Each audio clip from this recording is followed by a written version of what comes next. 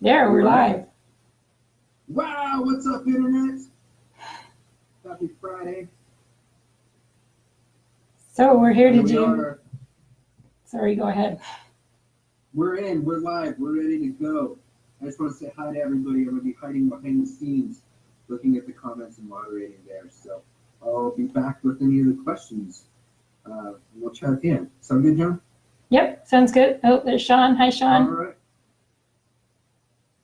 So let's just wait for a few more people to join. There seem to be some people joining. I see Sean and 3 other people, but it's not telling me their names. Anyway, if you don't know me, I'm Joan Orr. I'm one of the co-founders of CHATTcon International, along with Teresa McKeon. And Teresa and I are partnering with Ryan O'Donnell to bring you the CHATTcon conference, which is going to be in Seattle, July, oh, that says 20th to 21st, actually July 19th to 21st. And we're going to be talking about all things human training, animal training, and technology. And today we're doing a little experiment. And this experiment is sponsored by Terra Nova Training Center, thanks to them. And this is going to be a live every couple of weeks, or maybe every week, or maybe more often if you guys like it, where we're going to take a quick look at a topic. So like 10 minutes or so of a couple of videos and one of us explaining something or other, and then questions. So hopefully you guys like this, and if you like it, we'll do it again. So today we're going to talk about shaping. And shaping, to me, is the incremental reinforcement of a behavior towards a goal, which is a pretty simple and sort of broad definition. That's not the official definition. Someone else might have something else to say about it, but that's how I think of it. And I want to say a couple of things about shaping before I show you my 2 videos. One is that in the modern type of shaping that we do, and certainly that the animal trainers do, is there's no extinction. So we don't sort of give reinforcement a whole bunch of times and then hold back on the reinforcement so that then the learner will have a burst of activity, and then that gives us something else to reinforce. So that used to be a thing to do, they called it riding the extinction burst, where you would sort of frustrate your learner into offering some other behaviors that you could reinforce. So we don't do that anymore. And the other thing about shaping is it's not always linear. So when I first started doing this, I thought that you always needed to move towards a goal and keep moving towards the goal. And I've learned that that's actually not the case. And it's actually beneficial to go back and forth. So we call it kind of ping-ponging around a sort of point. And the point that you're ping-ponging around is always moving towards your goal. So for example, if you were shaping a dog or a horse or the cat to go backwards, you might reinforce after 1 step, 2 steps, 3 steps, then back to 2 steps, then 3 steps, then 4 steps, then back to 2, then 3, then 4, then 5, then back to 4. So that it always is moving in the direction that you want to go, but you don't get stuck at a certain number of steps. And it's also not getting harder and harder and harder, and eventually it gets so hard that the learner decides the reinforcement's not worth it, and then you're kind of stuck. So that's the 2 things. The no extinction and the not always linear, those are sort of 2 things that have changed about shaping that I have recognized sort of over the years. And so why do we shape in the first place? Well, one reason is to create a behavior that we have stimulus control over, like putting on your coat, or sit at the table, or lay on your mat. For skill development, so we want to build pieces of skills that are going to be useful in the learner's daily life. And then there's also for increasing the behavioral repertoire, so that they just have more behaviors that they can do that they can then use for fun and entertaining themselves. And that's those are kind of the 2 examples that we're going to see today. One is an animal example of dog training, clicker training, and the other one is a people example, tag teaching. So clicker training is for people, clicker training is for dogs, cats, animals, and tag teach is for people. And both of them are operant conditioning with a marker. But we call them two different things, and you'll see the difference between, some differences between tag teach and clicker training in these videos. And the videos I'm going to show you only show the learner. So the trainer, which is me, is not in the picture. And I did that just because I was on my own, and that's just the easiest way to videotape stuff. So all my animals sort of learn to hang out, 10 to 12 feet away from me, waiting for something to happen. You'll see that in the case of this little dog. So I'm going to show you, and the reason that, then I realized that it's actually beneficial to have these kind of videos where you don't see the trainer, because then there's no distraction of watching the trainer. So when I watch a video, and when I recommend when you watch a video of your own or somebody else's, that you watch it at least 4 times.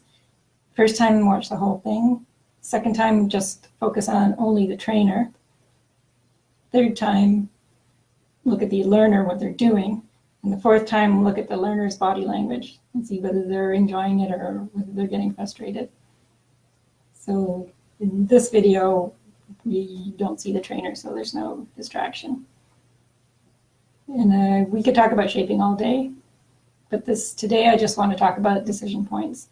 So when you're watching these videos, look at what the animal is doing or the person is doing, and see if you would click or tag at that same time that I did. Sometimes I maybe miss an opportunity to reinforce, and sometimes I intentionally wait a little bit, and you might do something differently. So take a look and see what you think. This is a little 6-month-old Yorkie poo puppy, yeah. And he's super clicker wise. I think I had him for about a week. I borrowed him for about a week. So he's being with me. He's clicker wise, which means he understands the shaping game. And he knows that if there's an object in his environment that's new, that if he interacts with it, something good is probably going to happen. And I have a good relationship with him, and I can take a little bit more of a chance in not reinforcing occasionally because of that relationship. If this was a brand new dog and the first time ever, he would definitely get a higher rate of reinforcement. Although the rate is pretty high. It's good enough. So you'll see. This is Scotty. He's a 6-month-old Yorkie poo puppy. And we're going to teach him to play with this ball, which he's never seen before. So he gets a click just for looking at the ball, going near it, touching it a little bit, touching it a little bit harder. Now he's actually moving it. Now if he doesn't do it, he doesn't get a click, but he doesn't get any scolding or he doesn't get told off. It's up to the dog to figure out what it is that he needs to do. Play ball. Play ball. Play ball. Now we're starting to add the cue, play ball. So he didn't do it that time. Oh, now he understands. Play ball. So Play at first ball. the cue comes as he's doing it. When we know he's going to do it, we give him the Play cue. ball.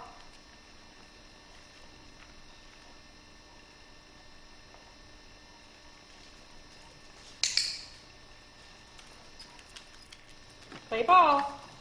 So now he's got the idea. We're giving him the cue before he does it, so he's responding to the cue. So now he's just playing with the ball by himself. Play ball, Daddy. So there, we've taught a new behavior in a few minutes. So he's super cute, as you can see. And you can see that a couple times he stopped and he didn't do the behavior, and he looked back at me, and then he thought about it, and then he did it, which is what we want, to see a dog that is starting to think and figure stuff out on his own. Although it's a fine line, because he could end up getting frustrated and giving up at that point. So in hindsight, I would say, that probably moved a little too fast, and it would have been better to keep the ball closer for a few more times. Also, I put the cue on too early. Some people like to put cues on really early in the process, and some later once the behavior is really well established.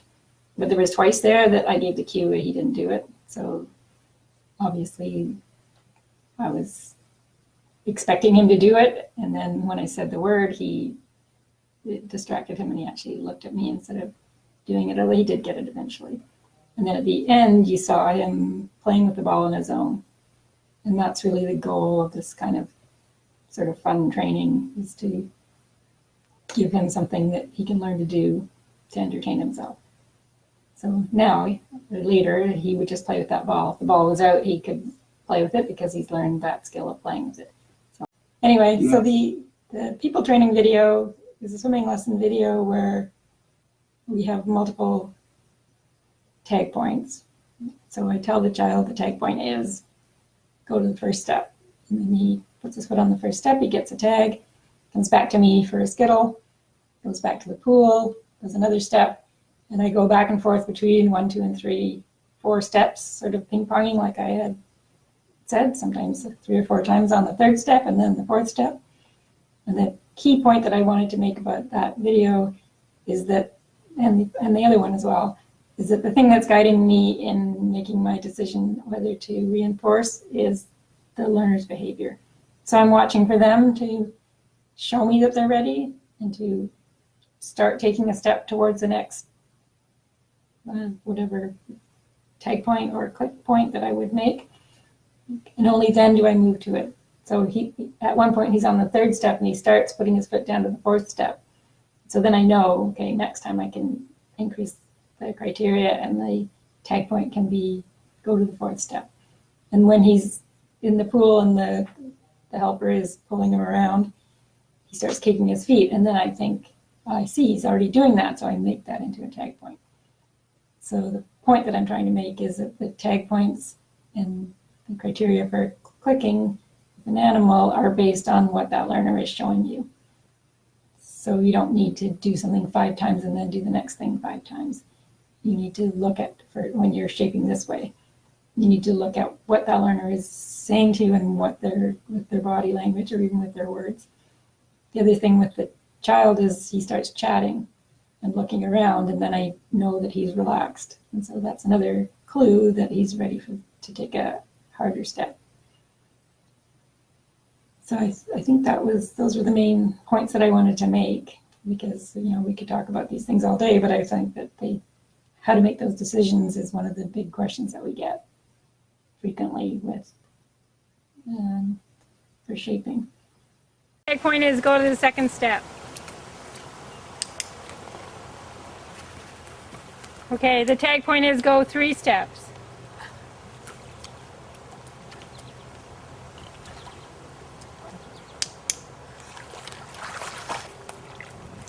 Okay, the tag point is go 3 steps.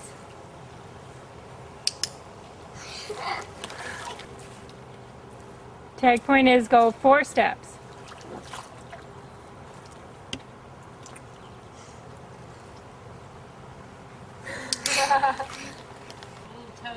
Tag point is 3 steps.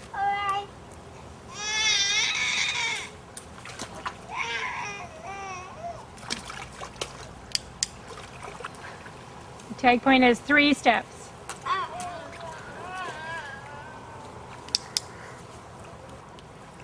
The tag point is 4 steps.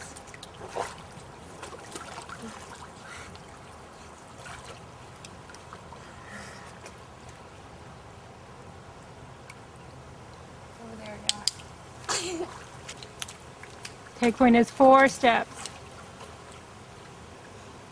Jen, can you go near him in case he falls?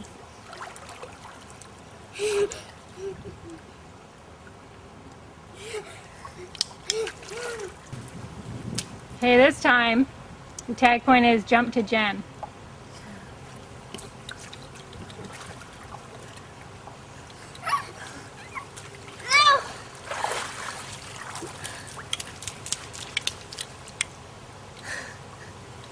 Okay, let's try another one. The tag point is 4 steps. Okay.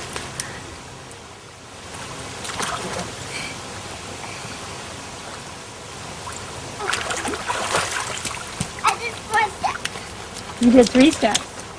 The tag point is 4 steps.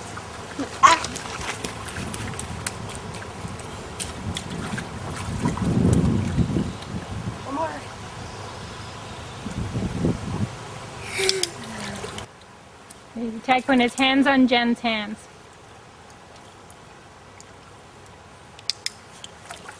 Why did he walk under rocks?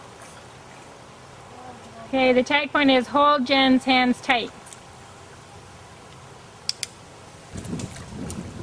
Tag point is hold Jen's hands tight.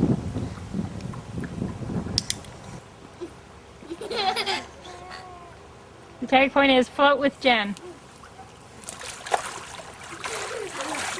Tag point is float with Jen.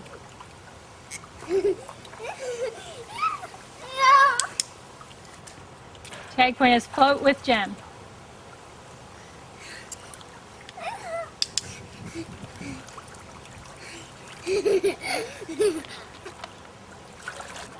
Tag point is float with Jen.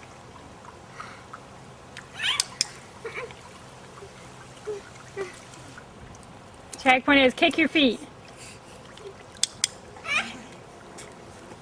Tag point is kick your feet. The tag point is jump to Jen.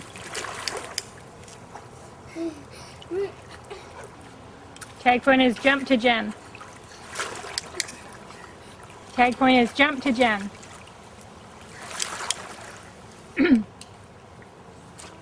Tag point is jump to Jen.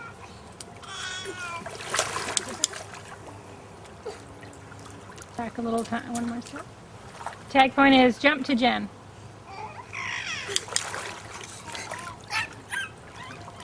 Tag point is jump to Jen.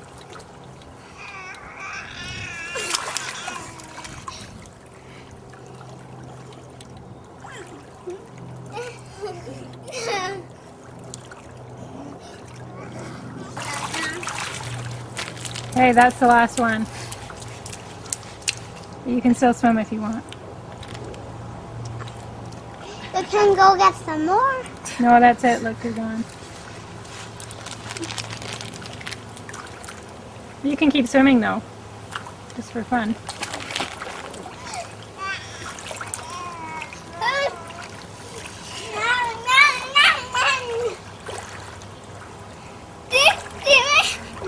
No, I don't need help. See me? Go away. Watch.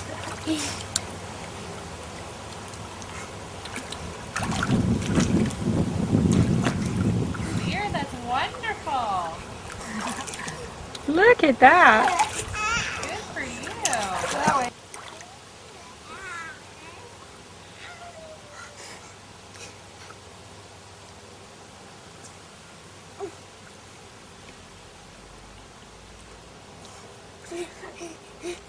Sticking with us, everybody. Yeah, thanks everybody. We'll see you in the comments. We'll see in the comments. Yes. Thanks, Ryan.